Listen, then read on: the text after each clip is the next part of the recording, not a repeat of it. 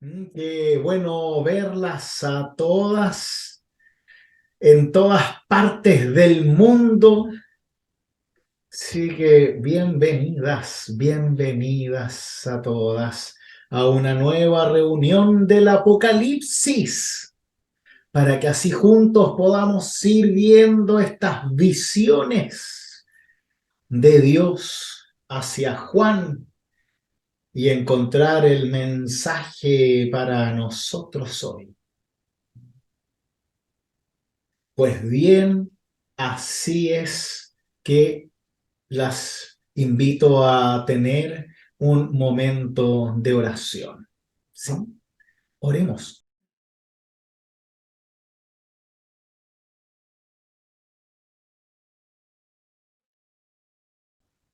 Amado Dios, ayúdanos a leer tu palabra desde tu espíritu y que seamos guiados con tu sabiduría y tus dones a poder aplicar estas visiones, estos símbolos, estas señales a nuestra vida de fe, para que así también podamos sentirnos vivos, con esperanza y resistir a todos los dolores y dudas de la vida. Te lo pedimos en nombre de tu Hijo Jesucristo, nuestro Señor. Amén.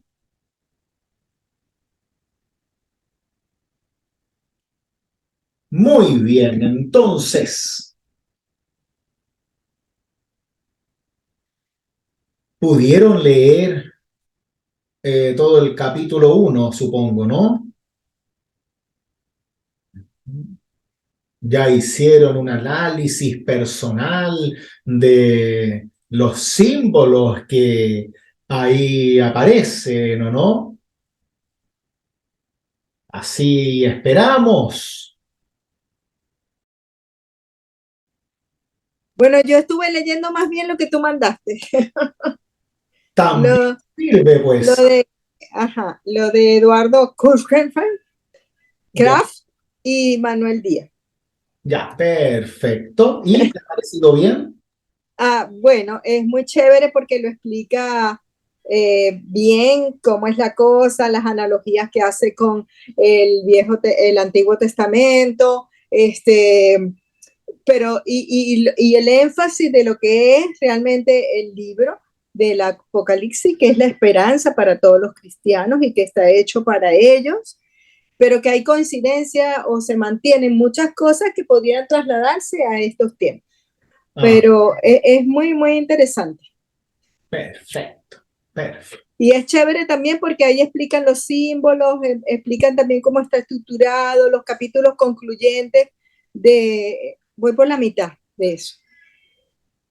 Muy bien, muy bien, muy bien. Genial. Ahí vamos entonces aportando cada uno dentro del propio estudio, de las propias ideas. Podemos ahí compartir, ¿ya? Para que no esperen que yo diga todo, sino que lo hacemos entre todos, ¿sí? ¿Les parece? Hola, yo también leí un poco la Biblia y también lo que tú mandaste. Eh, Ajá, ya. tengo un pequeño resumen, pero chiquitito, más o menos de lo que me quedó más, ¿ya? Tres o Ya. cuatro líneas. Yo puse que el Apocalipsis está inspirado una mirada al fin del mundo, al fin de la historia, y tener una perseverancia en la fe hasta el final. Eso es lo que tú mandaste, ¿ya? Y que simboliza las bienaventuranzas, quien se mantenga firme hasta el final, o sea, gozar de la felicidad plena que es concedida por Dios, hasta que Dios nos llame a sus brazos y seguir en la vida eterna, así lo entiendo yo. También entiendo que se basa sobre un lenguaje de imágenes, símbolos, mitos, en Asia Menor, en la isla Patmos, y que es como una clara liberación y victoria de la justicia. Eso es lo que me quedó más a mí, aparte de la estrella, de los candelabros. Llegué hasta Esmirna, leí Efesio y Esmirna. Gracias Miriam. Sí, yo agregaría solamente que no solamente está enfocado en el fin, el apocalipsis, sino en el ahora, en el hoy, en la resistencia que esos cristianos necesitan para ese día, para el día después y todos los días que les queda por vivir, ¿no? Desde ahí en adelante, ¿sí? Para que en el fin siempre encuentren a Cristo. Ese es como el objetivo más importante. Bien, antes de continuar, quiero compartir con ustedes un pequeño mapa donde aparecen estas iglesias que van a ser nombradas, ¿ya? En ese sentido, les voy a compartir ahora la pantalla para que podamos ver esto. Bien, ahí tenemos las 7 iglesias que son nombradas en el Apocalipsis. Esas 7 iglesias se encuentran en lo que hoy es Turquía, en el oeste de Turquía. Si vemos, aquí está la isla de Patmos, una isla al frente de Éfeso, y de ahí siguen como una U al revés: Esmirna, Pérgamo, Tiatira, Sardis, Filadelfia y Laodicea. Por aquí estaban las primeras comunidades cristianas que después se van hacia Grecia, donde está Corinto, etc. Para que un poco le pongamos solamente la geografía, ¿ya? Obviamente que no es tan relevante en este caso porque sabemos que el número 7 es una visión hacia la realidad de toda la iglesia, ¿no? Estas 7 iglesias de alguna manera u otra representan a toda la iglesia en el mundo. La iglesia con mayúscula, a todos, hasta hoy. Así entonces, las invito a leer el Apocalipsis en el capítulo 1, versículos 9 hasta el 20. Y dice así: Yo, Juan, hermano de ustedes, con quienes comparto las tribulaciones, el reino y la espera perseverante en Jesús, estaba en la isla de Patmos a causa de la palabra de Dios y del testimonio de Jesús. El día del Señor fui arrebatado por el Espíritu y oí detrás de mí una voz fuerte como una trompeta que decía: escribe en un libro lo que ahora vas a ver y mándalo a las 7 iglesias: a Éfeso, a Esmirna, a Pérgamo, a Tiatira, a Sardes, a Filadelfia y a Laodicea. Me di vuelta para ver de quién era esa voz que me hablaba y vi 7 candelabros de oro y en medio de ellos a alguien semejante a un hijo de hombre, revestido de una larga túnica que estaba ceñida a su pecho con una faja de oro. Su cabeza y sus cabellos tenían la blancura de la lana y de la nieve. Sus ojos parecían llamas de fuego. Sus pies, bronce fundido en el crisol.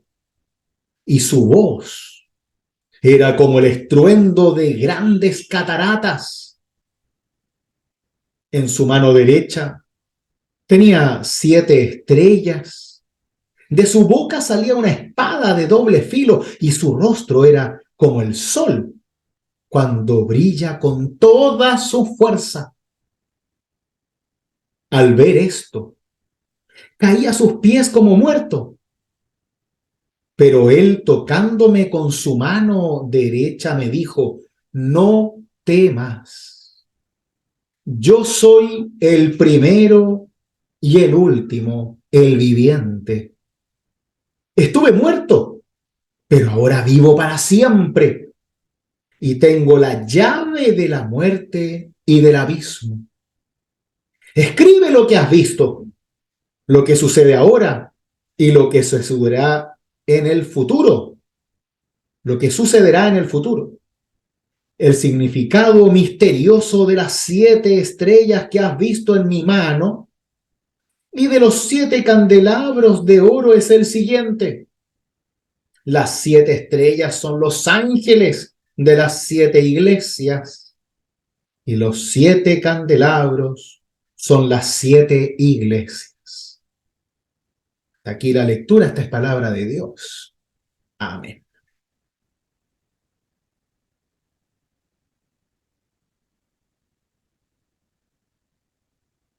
Primero, tenemos que tener en cuenta que este profeta, ¿no? Juan, que por segunda vez dice yo Juan, en el versículo 4 también partía de la misma manera, ¿no? Yo Juan, escribo a las 7 iglesias, ahora yo Juan, hermano de ustedes.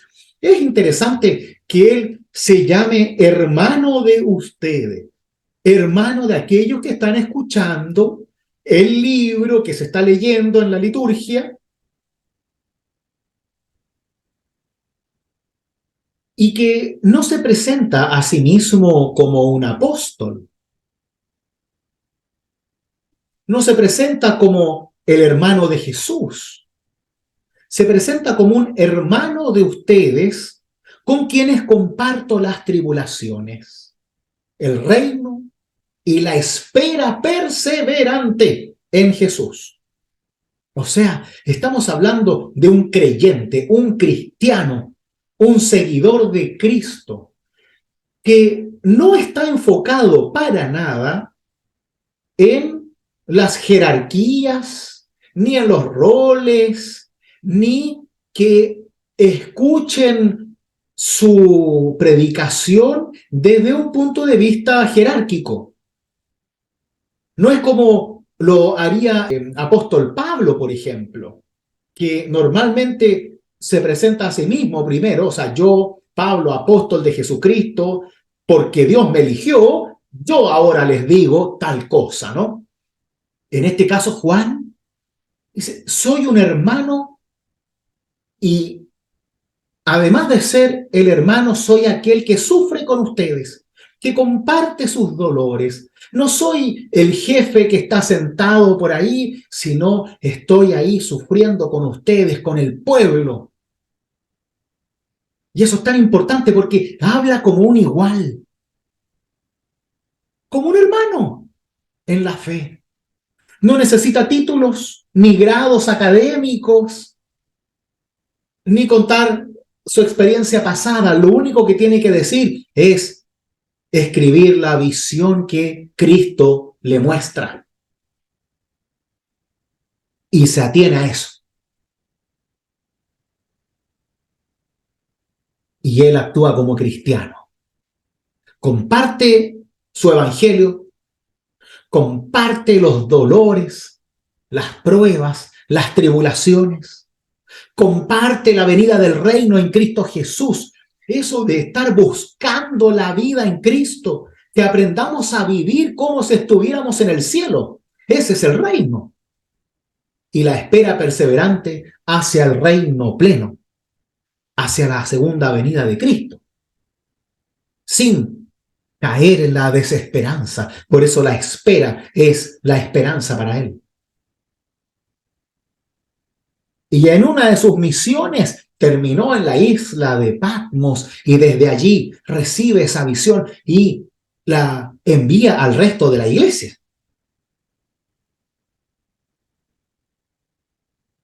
Escucha una fuerte voz, dice, como una trompeta, como imposible no escucharla. Y yo me imagino una trompeta en el oído, o sea, como algo que lo hizo estremecer. Porque el que escucha la trompeta de lejos no es tan potente el simbolismo como el que escucha la trompeta aquí, ¿no? Que te hace retumbar la cabeza. Así me imagino yo esa voz. No una voz tan celestial como que desde la nube llega a ti, sino que realmente la sientes al lado de tu oído y te remueve todo lo que tienes dentro. No puedes permanecer igual. Es como que te atraviesa esa voz, como la voz de la creación. ¿Recuerdan cuando Dios en el primer relato de la creación en Génesis 1, Él crea con la voz y las cosas pasan? Así, con ese poder, recibe la visión Juan y le pide que escriba un libro, que es el que estamos leyendo, sobre lo que va a ver, las visiones, y que lo mande a las 7 iglesias, como ya vimos: Éfeso, Esmirna, Pérgamo, Tiatira, Sardes, Filadelfia y Laodicea. No se sabe tanto de la realidad exacta de cada una de esas comunidades. Más bien, por eso se estila pensar que, si bien puede haber una connotación particular en un poco las palabras que luego le va a decir a cada comunidad, siempre tenemos que ver esto como algo general, como un mensaje a toda la iglesia con mayúscula hasta el día de hoy. Pero veamos ahora un poco los simbolismos que aquí aparecen. Se da vuelta, escucha la voz penetrante, se da vuelta para ver quién era, como para saber quién tenía semejante poder, pero no ve algo que esperaba, sino ve 7 candelabros de oro, ve 7 luces incandescentes, y en medio de ellos a alguien semejante a un hijo de hombre. Recordemos que este término hijo de hombre es el término que precede al hijo de Dios a nivel profético. Daniel hablaba en el Antiguo Testamento del hijo de hombre, señalando al Mesías que iba a venir. Por eso en realidad es como un Mesías, como el hijo de Dios, el esperado, el Cristo, este hijo de hombre, pero es semejante. De alguna manera u otra, Juan lo que quiere es decir que está viendo a algo parecido a un ser humano, pero con caracteres divinos, con cosas, signos divinos, con fortaleza divina. ¿Cómo es? Primero, revestido de una larga túnica. La túnica nos recuerda al sacerdocio. Está revestido con la santidad de Dios.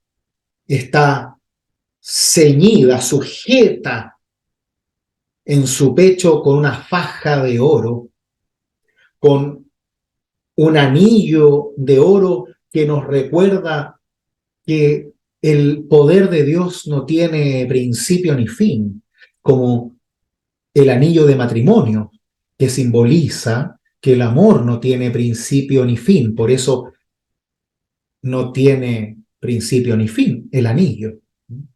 Y el amor de Dios se simboliza en el anillo matrimonial. En este caso, está sujeto por esta faja de oro, que es en el ámbito bíblico el metal más preciado, divino, porque es dorado.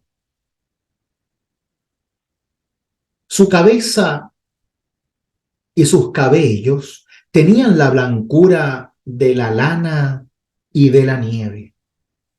¿Qué significa esta blancura? ¿Por qué es importante? Pureza. Claro, porque nos está hablando de un rasgo divino que no tiene pecado ni impurezas, sino que es totalmente santo, pulcro, brillante. Sus ojos parecían llamas de fuego.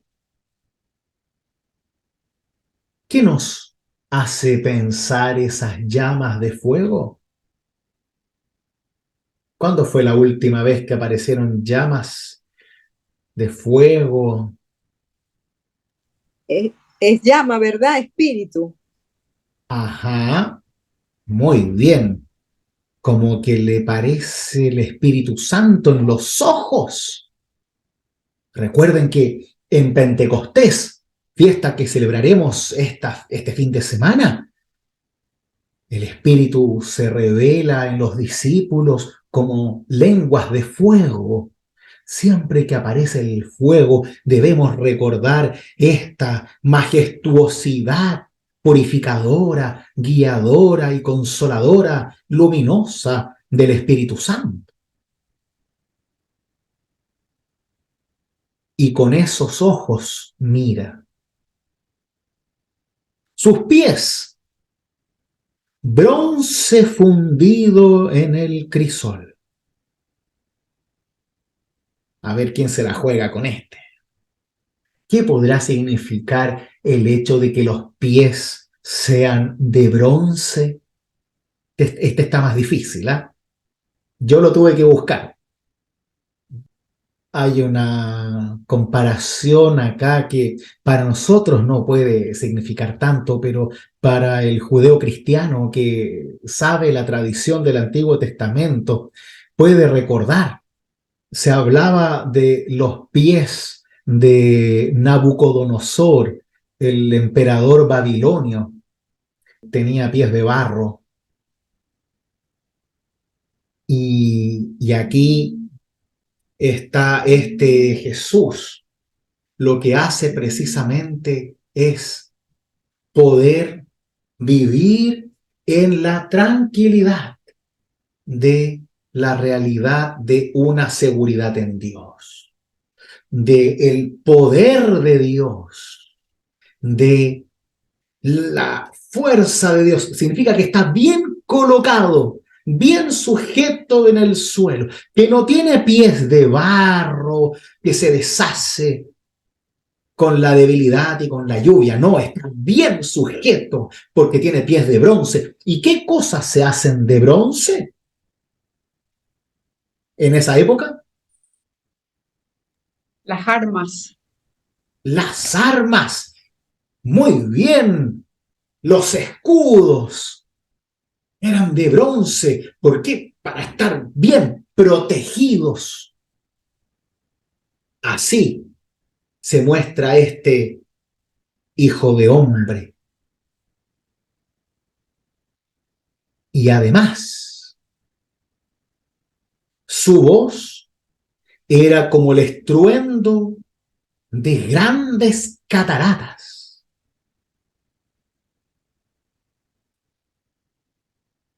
El último estruendo que escuchamos también nos recuerda a Pentecostés, que es el estruendo que reúne a la iglesia, a los apóstoles, a los visitantes de Jerusalén, para escuchar la predicación de parte de los apóstoles, gracias a la guía del Espíritu Santo.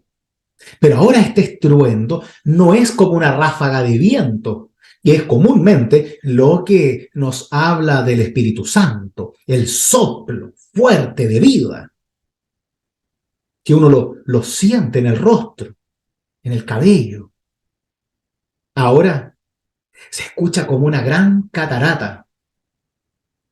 Es un ruido ensordecedor, pero que además tiene un rasgo sensorial.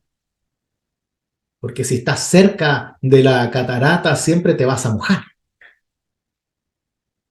¿Y el agua es símbolo de qué?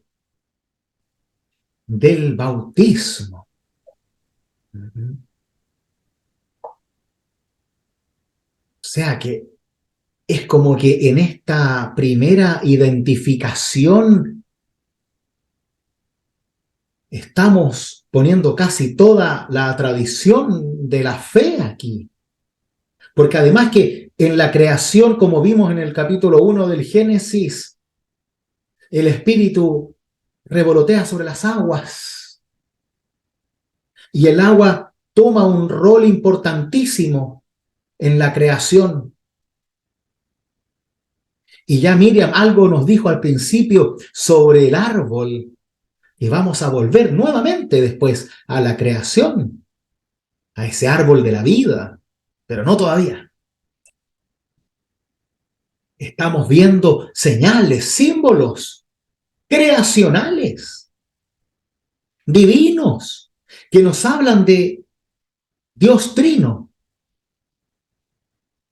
de un Dios que se manifiesta a través de este hombre, de este Hijo de hombre que es Cristo, y que nos comparte a todos un Espíritu Santo mediante el fuego, mediante la voz, la pureza, la protección a través de los pies de bronce.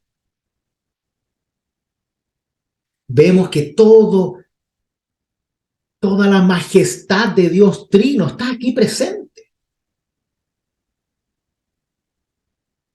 para mostrar esta visión divina. ¿Lo ven? Como es una visión espiritual, es un error constante tratar de dibujarla. Ya, no hay que hacer eso. Aunque si ustedes buscan en internet, ponen en Google hombre con 7 estrellas y candelabros y todo eso, van a encontrar un montón de imágenes como medias hindúes, ¿no? Sobre esto que no tiene ninguna relación. ¿Por qué? Porque cuando se busca una visión por medio de la voz, la idea es que se escuche, no que se dibuje. ¿Por qué? Porque a través de la voz debemos utilizar nuestra imaginación, nuestra creatividad, para que así pensemos. Si nosotros vamos siempre hacia la imagen en este tipo de visiones orales, podemos cometer el error de quitar significado y tratar de cerrar el símbolo. Y lo ponemos en una imagen y decimos, así es. Y al resto de las personas le mostramos esa imagen en vez de predicársela. Y ahí muchas veces podemos cometer un gran error. Porque debemos escucharla y cada uno en lo más íntimo de su ser puede imaginarse la potestad de esta realidad que la imagen, que la visión nos da. ¿Se entiende? Por eso en general las cosas de Dios no se dibujan. La Trinidad no se dibuja porque no es dibujable. Hacer un triángulo poniendo Padre, Hijo y Espíritu Santo no sirve. Porque no se puede meter a Dios dentro de una cajita. Y la visión debe ser visión. Lo divino sigue siendo divino. Y eso es importante aprender a respetarlo por el bien de la fe. Karen. Y me gusta esa aclaratoria tuya porque al comienzo en el 2 dice, y atestigua que todo lo que vio es palabra de Dios. Y aquí dice, ahora dice, y me volteé para ver quién era esa voz. Entonces él dice, ¿quién era esa voz? Pero dice, y vi, o sea, él vio, o sea, voz y vio, o sea, algo súper poderoso, ¿no? Porque eran como los dos sentidos bien interesantes que te proyectan como que, o sea, fue algo como integral, como completo, como, entonces me pareció eso muy interesante, lo que estás apuntando. Claro, es muy intenso. pero ahora todo va hacia lo que tiene en su mano. Porque en su mano derecha tiene 7 estrellas. De su boca salía una espada de doble filo y su rostro era como el sol cuando brillaba con toda su fuerza. Las 7 estrellas las veremos enseguida. ¿Qué significa que en su boca tenía una espada de doble filo?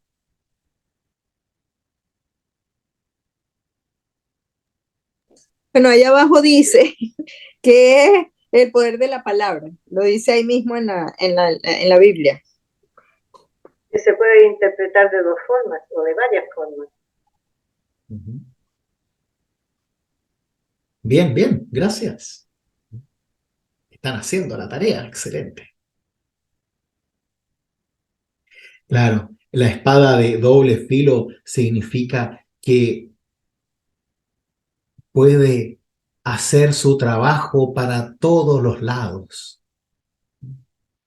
que corta para allá y corta para allá, ¿sí? Y eso en el sentido bíblico de la palabra quiere señalar que la palabra de Dios que sale de la boca entra por un lado o entra por el otro, pero siempre entra. Por eso el tema de la espada se utiliza como símbolo que, aunque es un símbolo violento, en realidad lo que quiere hacer es como mostrar el filo de la palabra. Que la palabra abre. Como la espada puede abrir la piel, la palabra abre, se abre camino hasta dentro de tu corazón. Y entra por donde pueda, pero va a entrar. Y se abre paso, como un cuchillo que puede cortarlo todo. ¿Cortar qué? Bueno, la dureza de nuestra piel, la dureza de nuestra cabeza, de nuestra mente, de nuestro corazón. La espada de la palabra corta esas durezas para que el Espíritu de Dios penetre en nosotros.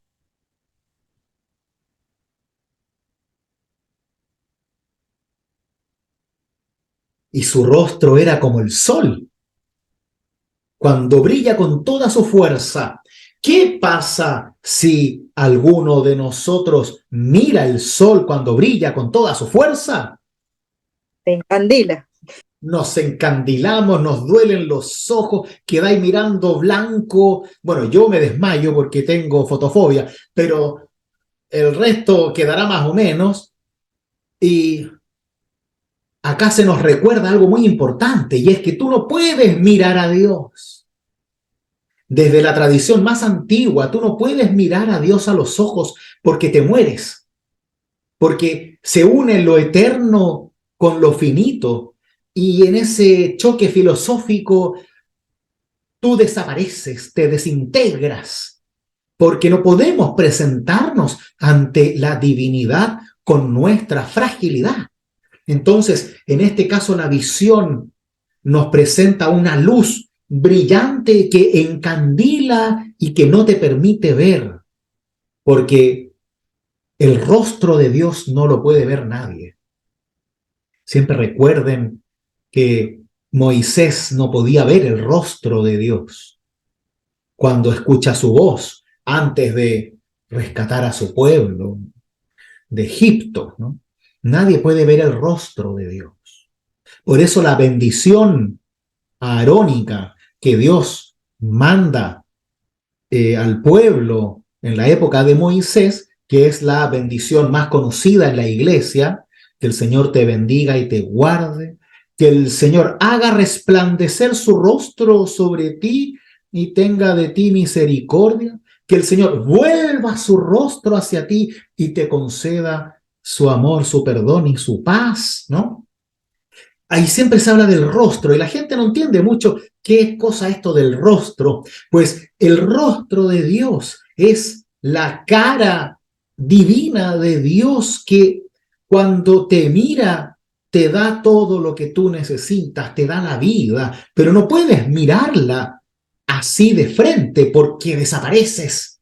En cambio, Dios va volviendo, se gira hacia ti para que tú sepas que Él está siempre mirándote, que Él está siempre contigo, que aunque tú no puedas encontrarte con Él como te encuentras con un amigo en la plaza, Dios y su rostro siempre está hacia ti, siempre te busca, se vuelve hacia ti para encontrarte, abrazarte y mostrarte a ti su buena voluntad, su bendición. Por eso esa bendición arónica, la más importante de la tradición de la iglesia, habla del rostro de Dios. Y acá el rostro recuerda precisamente esa luz que supera todo entendimiento, que supera la comprensión, que supera todo. Y que me hace reconocer, y esto es lo importante, me hace reconocer mi finitud, mi fragilidad, mi mortalidad ante la eternidad, divinidad y la verdadera vida plena de Dios. Por eso, en ese reconocimiento, ¿qué es lo que le pasa a este Juan profeta? Cae como muerto. Porque es lo que pasa cuando estamos frente a la divinidad. Por eso yo siempre les recuerdo que nuestra relación con Dios debe ser siempre una relación de divinidad con humanidad. ¿Y qué significa eso? Que no podemos equivocarnos en esta relación. No podemos pensar que Dios es nuestro pana, nuestro partner, nuestro socio y todas estas cosas. Y claro, Jesús es mi amigo, sí, ya está bien, pero Dios es Dios. Y si yo pierdo ese detalle del temor de Dios, como dicen los salmos, empiezo a engañarme y empiezo a pensar que Dios es un diosecito, un ídolo, un espíritu, un santo, un chamán. Y no, Dios es Dios, con mayúscula. Por eso muchos judíos ni siquiera dicen su nombre. Porque ni siquiera eso deberíamos decir, porque es Dios, lo totalmente otro, el creador del universo, es Dios todopoderoso. Ni siquiera podemos entender lo que significa esa palabra todopoderoso dentro de nuestro micropoder, finito, inmortal. Por eso el temor de Dios es tan importante, porque el temor nos ayuda y nos recuerda a reconocer que Dios es Dios. No terror, temor. El terror paraliza. El temor invita a conocer, pero con cuidado, con respeto, sabiendo frente a quién estamos, al Todopoderoso. Por eso cae como muerto a sus pies. Cae como muerto. Porque no puede hacer otra cosa que caer como muerto al enfrentarse a la luz divina.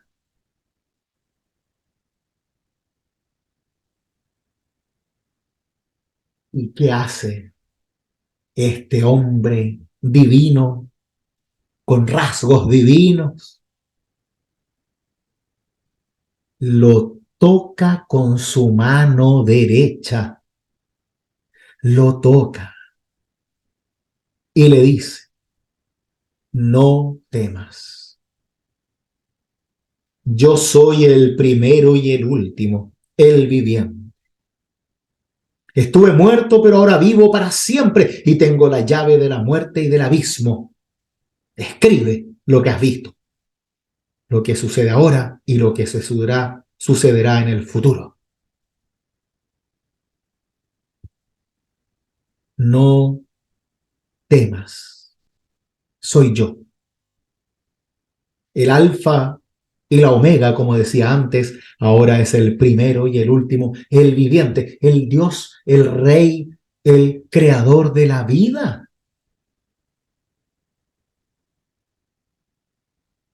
El que estuvo muerto y ahora vive para siempre, y que tiene la llave de la muerte y del abismo. ¿Recuerdan qué es lo que pensaban los judíos sobre la muerte?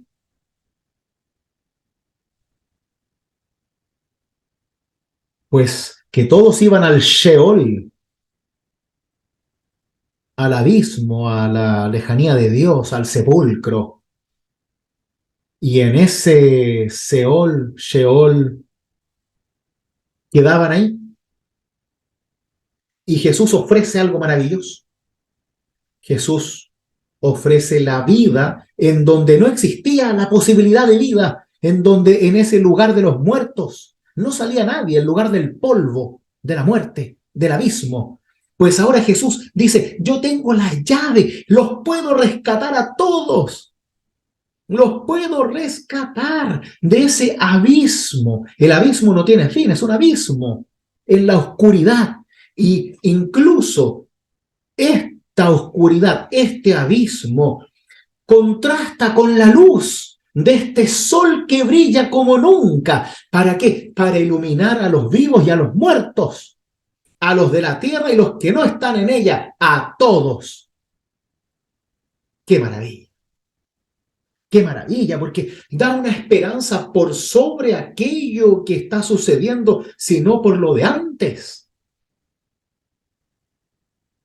Para que nosotros también tengamos esperanza por los que ya han muerto y no solamente por los que morirán después. Para que tengamos esperanza en que la luz de Dios puede disipar todo tipo de oscuridad, incluso el abismo más profundo. Porque es Dios, el todopoderoso, el luminoso, el grandioso, quien hace todas estas cosas. El Dios omnisciente, el que sabe del pasado, del presente y del futuro. En donde Cristo es la línea que une todo. La voz creadora de Dios y dadora de vida. Así llegamos a este maravilloso simbolismo de las estrellas y los candelabros que están en su mano. No deja mucho para pensar porque el mismo relato lo describe, ¿no es cierto? ¿Qué significan esas estrellas y ese candelabro? Los ángeles y las iglesias. ¿Por qué las iglesias son simbolizadas con el candelabro y los ángeles con las estrellas? Los candelabros porque dan luz. Las iglesias tienen que dar luz a los fieles, a los asistentes. Ajá, claro. ¿Ya? ¿Y qué más? Y las estrellas, bueno, que están en lo alto, vienen de lo alto, son luminosas. ¿Pero qué significa que la estrella esté en lo alto y sea luz para nosotros? ¿Qué mensaje me dan esas estrellas desde lo alto? Tenemos que ponernos en el caso primero de aquellas personas que vivían en ese entonces. ¿Para qué servían las estrellas? Para iluminar, Para guiar. guiar. Para guiar. Recuerden siempre que los marineros se guiaban por las estrellas. Los sabios de Oriente o Reyes Magos se guiaron por las estrellas, ¿no es cierto? ¿Sí?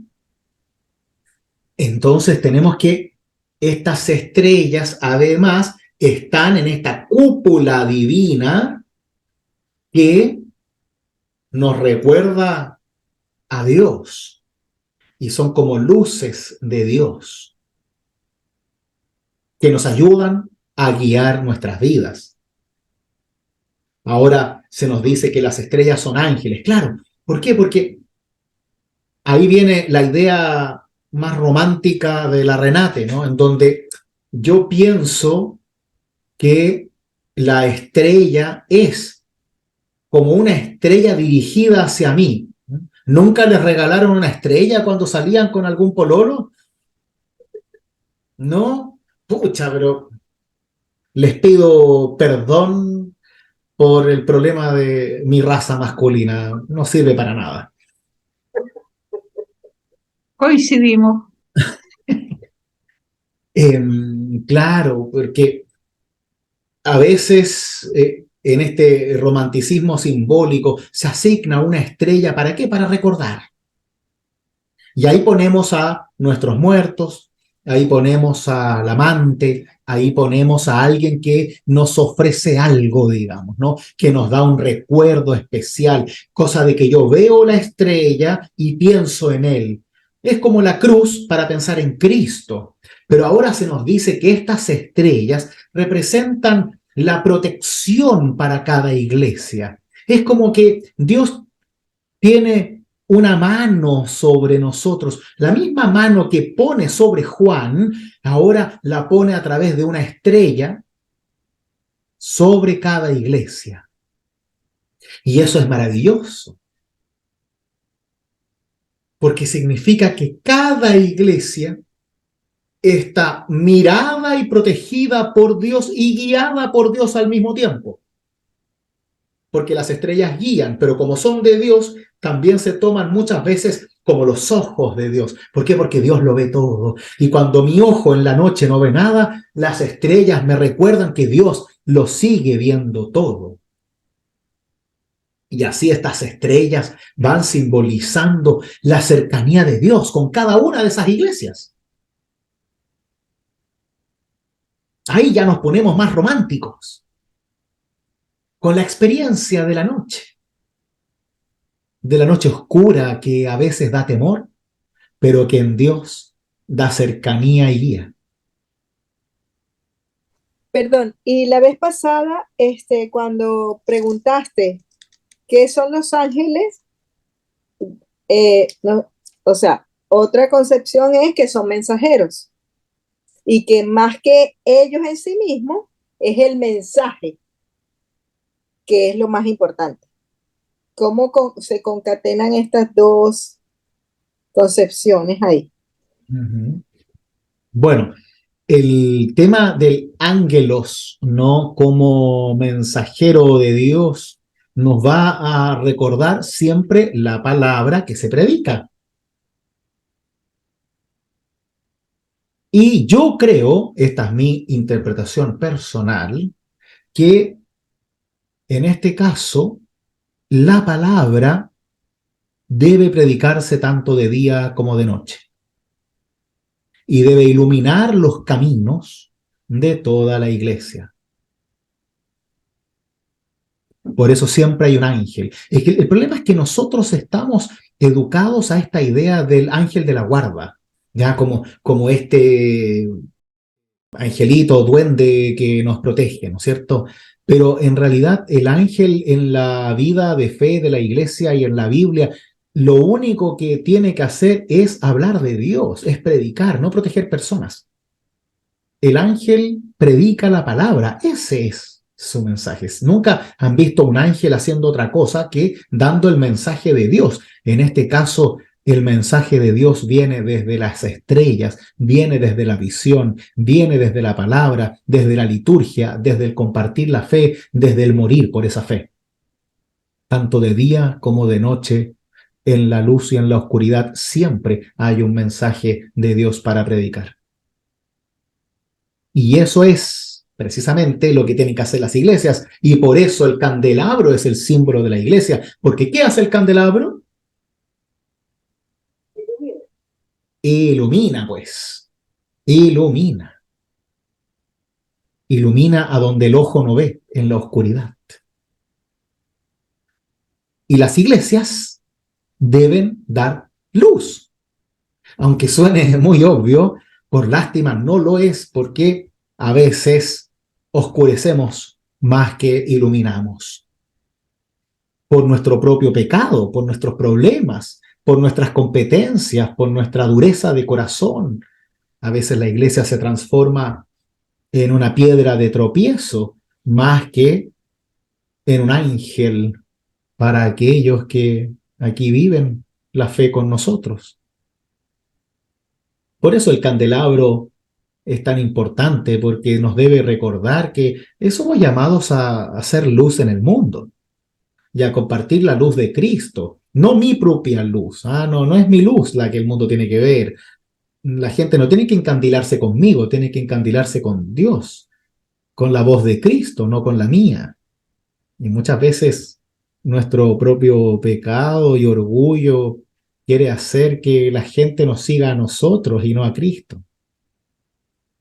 Y eso es un desafío constante, constante y muy difícil de vencer. Porque todos somos tentados por la gloria y por el poder. Y por eso es tan importante vivir todo esto en comunidad, para que mutuamente nos ayudemos a creernos el cuento de lo justo y necesario y no creernos dioses. Por eso estos candelabros, estas 7 luces, deben ser también 7 formas de predicar la palabra de Dios. Y eso es lo importante, que estemos constantemente haciendo eso, porque de otra manera perdemos nuestra misión, perdemos nuestra razón de existir. Y ahí es mejor que nos dediquemos a otra cosa. Y estas iglesias de Éfeso, Esmirna, Pérgamo, Tiatira, Sardes, Filadelfia y la Odisea deben tener eso en cuenta. ¿Por qué? Porque viven en una realidad que se les está pidiendo que dejen de predicar el reino de Dios para reconocer al César como Dios. Y deben ser luz en un mundo oscuro.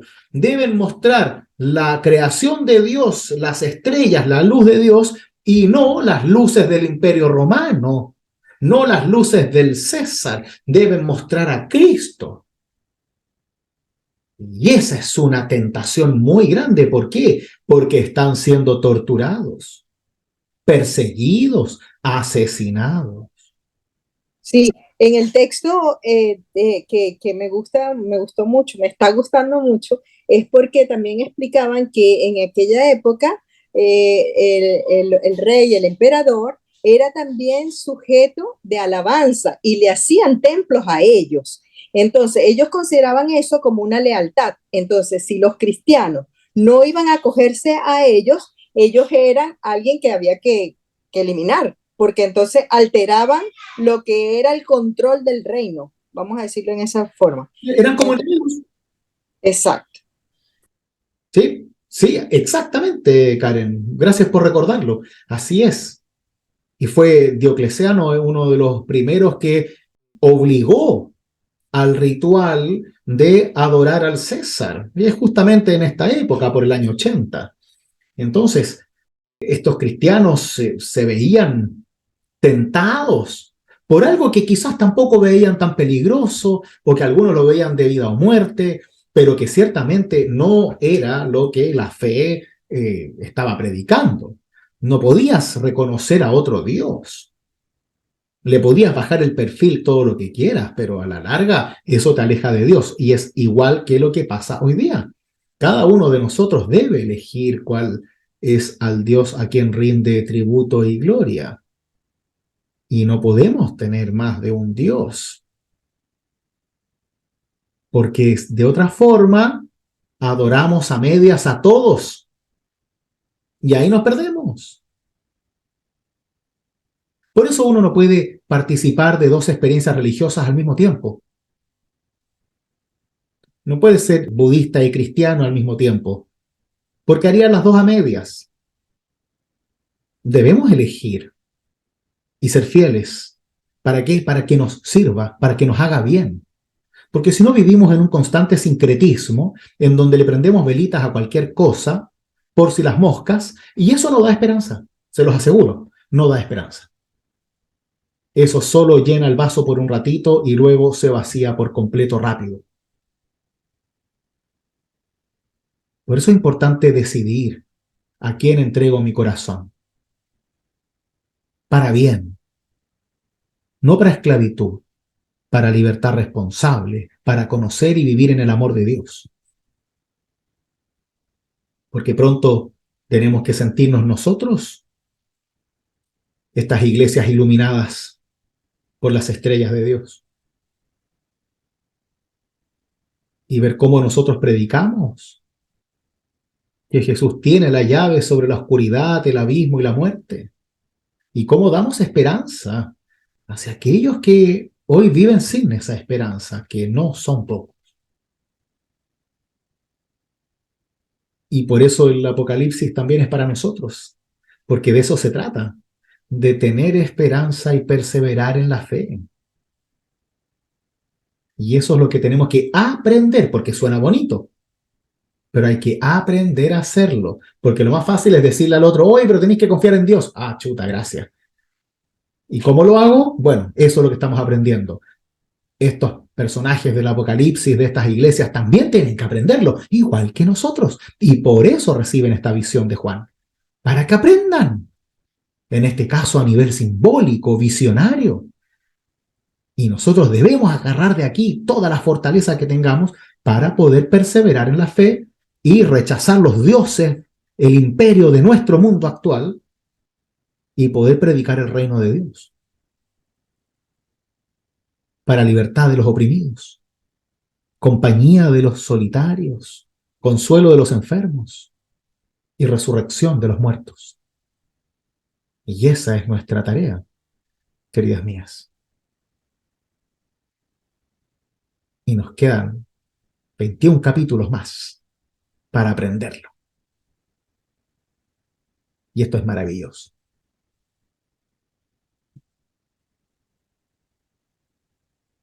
Lo bueno es que estos símbolos nos van ayudando a pensar y así encontrar un camino íntimo de cada uno hacia la forma en que llevamos a cabo la práctica de esta visión con el fin de que podamos ser luz y predicar la esperanza en Cristo Jesús. Pues que así sea en la experiencia de fe de cada una de ustedes. Amén.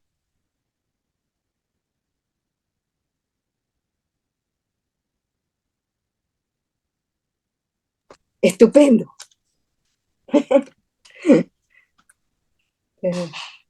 Qué bueno que estamos aprendiendo juntos. Es lo que más me gusta. Es maravilloso, ¿no? Sí. Sí, Es maravilloso. Por eso podemos leer por un lado, cada uno ahí aportando, leemos aquí también, y entre todos hacemos luz de estas cosas que a veces nos cuesta comprender. ¿Mm? correcto. Así que capítulo 2 para la próxima semana. Y vayan repasando, si tienen dudas o necesitan más lectura, me avisan y yo voy ahí consiguiendo lo que ustedes requieran, ¿ya?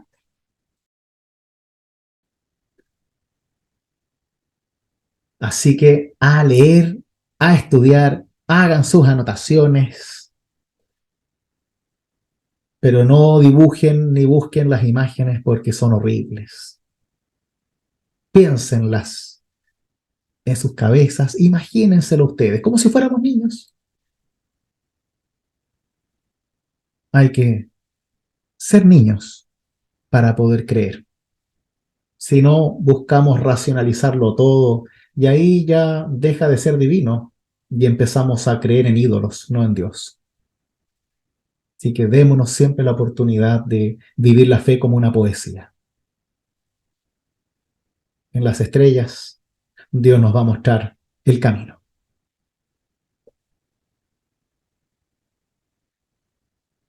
Muy bien, oremos y así nos ponemos en las manos de Dios para la próxima aventura que nos toque vivir. Oremos.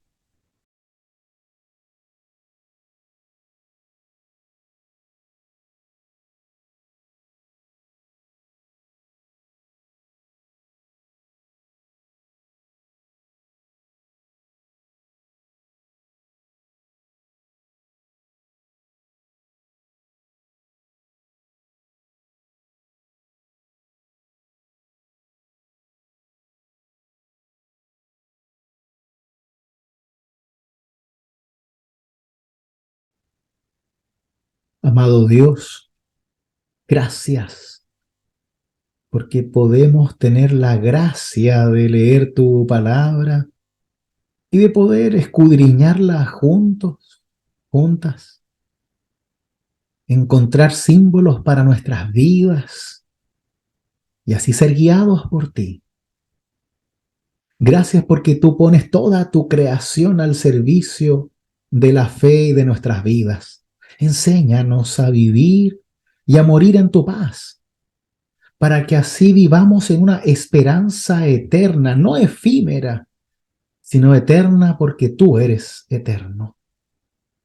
Quédate con nosotros e ilumina nuestras dudas, tribulaciones y oscuridades, de modo que a través del reconocimiento de ti como nuestro Dios, del temor a Dios, podamos vivir nuestras fragilidades humanas, nuestra debilidad,